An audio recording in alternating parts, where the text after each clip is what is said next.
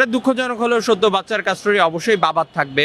এই সন্তান যদি আলভির কাছে থাকে তাহলে আলভির ঘরে তো অবশ্যই তিথিকে আনবে, মায়ের ফ্যামিলি কাস্টডি পাবে যদি মা জীবিত না থাকে। কিন্তু এখানে একটা প্রশ্ন আছে, এই যে সম্প্রতি ঘটে যাওয়া ঘটনাতে আমি বলবো সব থেকে বড় সাফারার হচ্ছে এই ইকরার যে বাচ্চা, রেখে যাওয়া যে বাচ্চা, যার নাম রিজিক। আমারও একটা সন্তান আছে সেম বয়স, তো এই ব্যথাটা আমি বাবা হিসাবে বা অভিভাবক হিসাবে এই ব্যথাটা আমি বুঝি।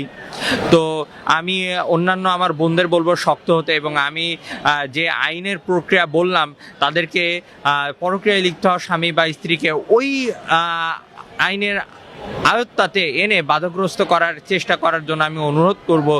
এবং এই বাচ্চার কাস্টডি নিয়ে যদি আমি বলতে চাই তাহলে আমাদের মুসলিম ফ্যামিলি ল বা মুসলিম আইনে যেটা আছে, বাচ্চার কাস্টডি, এটা দুঃখজনক হলেও সত্য, বাচ্চার কাস্টডি অবশ্যই বাবার থাকবে।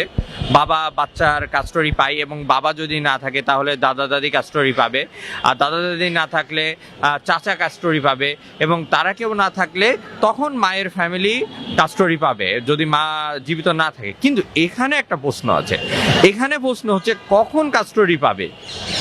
যখন ওই বাচ্চার জীবনের কোনো ঝুঁকি থাকবে না, জীবনের কোনো ঝুঁকি থাকবে না, এবং ওই বাচ্চার জীবনের নিরাপত্তা থাকবে। আপনারা দেখবেন যে আলভি ইনি পরকীয়ায় লিপ্ত হয়ে নিজের স্ত্রীকে, সহধর্মিণীকেই সে মৃত্যুর পথে ঠেলে দিল বিনা দ্বিধাতে।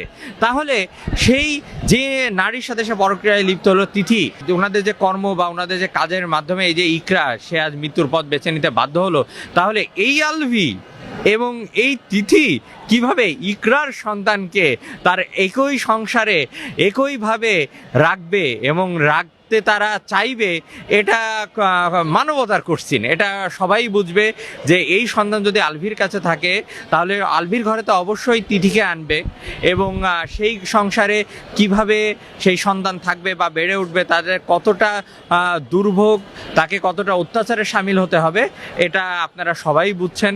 আর আরেকটা কথা, যদি তার বাবা থাকে, সন্তানের যদি বাবা থাকে এবং বাবা যদি দ্বিতীয় বিবাহ করে এবং ওই পরিবারে যদি ওই সন্তানের জীবন নাশের হুমকি থাকে এবং সঠিকভাবে বেড়ে ওঠা বাধাগ্রস্ত হয়, তাহলে তার কাস্টডি তার মা, এবং মা না থাকলে তার নানা নানি বা মামা এনারা পাবেন। তো এই সম্প্রতি ঘটনার সাথে রিলেট করে আমরা বলতে পারি, যেহেতু আলভি তার স্ত্রীকেই মৃত্যুর দ্বার প্রান্তে ঠেলে দিল এবং এই তিথিকেই তো অবশ্যই সে ঘরে আনবে, যার জন্য এত কিছু, তো তারা ইকরার সন্তানকে অবশ্যই তারা সন্তানের মর্যাদাতে রাখবে না, রাখলেও সেই সন্তানটা খুবই অত্যাচার এবং মানবতার জীবনযাপন করবে। এজন্য কোর্ট আমাদের সবার উপরে, তারা বুঝেন, বিজ্ঞ বিচারকরা বুঝেন। বিজ্ঞ বিচারকদেরকে আমি আশা রাখবো অবশ্যই ইকরার মা বাবি এই সন্তানের কাস্টডি পাবে। দেশে দেশে সবার সাথে দ্য নিউজ।